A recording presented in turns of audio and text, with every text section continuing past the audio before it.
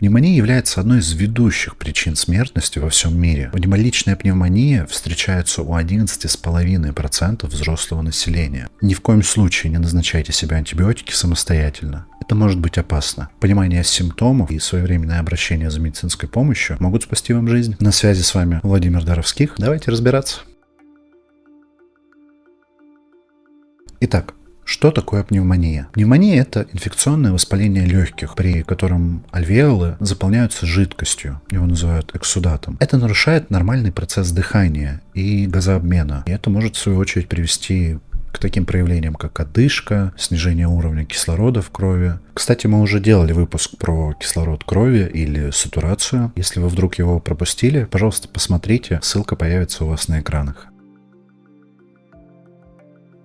Держать под контролем здоровье просто. С новокардио вы сможете регулярно измерять сатурацию и другие ключевые показатели здоровья сердечно-сосудистой системы. Новокардио включает в себя возможность пульсоксиметра, а также тонометра и аппарата ЭКГ. Контролируйте параметры состояния вашего организма, включая насыщенность крови кислородом, дома, на работе и даже в поездках.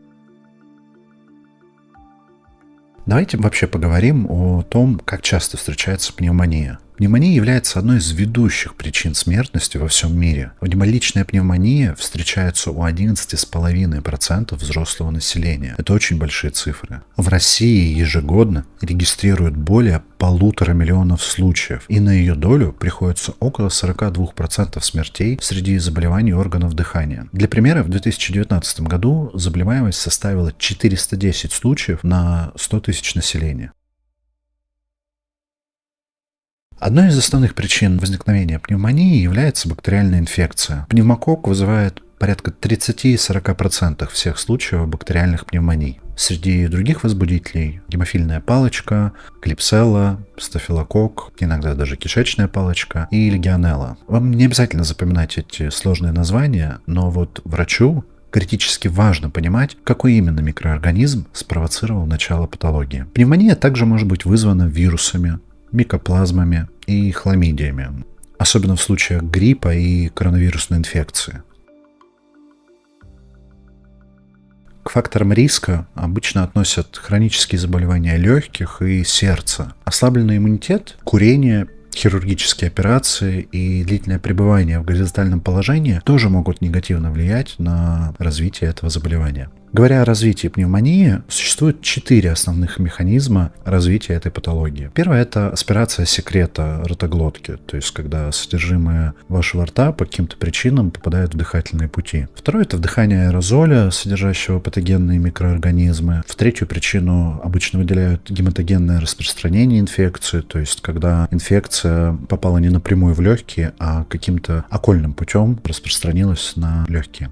Также в отдельный механизм выносят распространение инфекции из соседних органов или при проникающих ранениях грудной клетки. Поговорим о факторах риска, которые могут неблагоприятно влиять на исход пневмонии. Возраст, пол, сопутствующие заболевания могут влиять на тяжесть пневмонии. В особенности дети до 2 лет и люди старше 65 лет. Эти группы людей наиболее подвержены риску заболевания.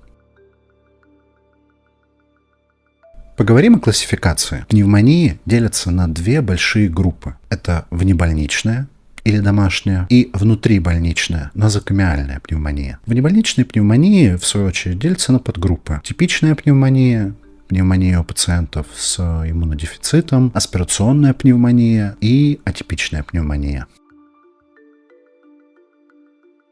Основные симптомы пневмонии включают в себя высокую температуру, более 38 градусов по Цельсию, системную интоксикацию, это слабость, утомляемость, боль в мышцах, зачастую сухой кашель, переходящий во влажный с мокротой, влажные хрипы в легких, которые ваш врач услышит с помощью фонендоскопа, одышка и учащенное дыхание, и иногда боль в грудной клетке при дыхании и кашле, а также повышенный пульс. У пожилых людей симптомы могут быть менее выражены или маскироваться под другие заболевания.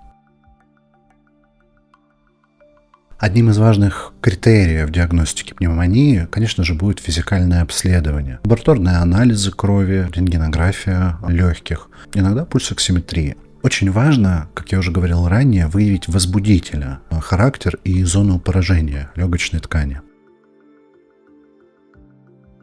Лечение пневмонии, конечно же, в первую очередь включает антибактериальную терапию, которую должен назначать врач. Обращаю ваше внимание, даже если вы прочитали огромное количество материалов, посмотрели наше видео и считаете, что 100% пневмония, ни в коем случае не назначайте себе антибиотики самостоятельно. Это может быть опасно. Доверьтесь профессионалам. При тяжелом течении заболевания пациенту может потребоваться стационарное лечение, а иногда даже кислородотерапия.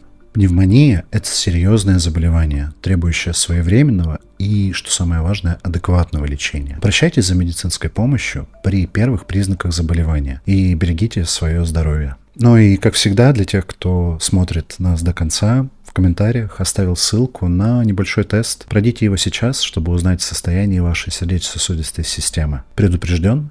Значит, вооружен. Подписывайтесь на наш канал для получения полезной информации о здоровье и медицине. Если у вас есть вопросы, оставляйте их в комментариях.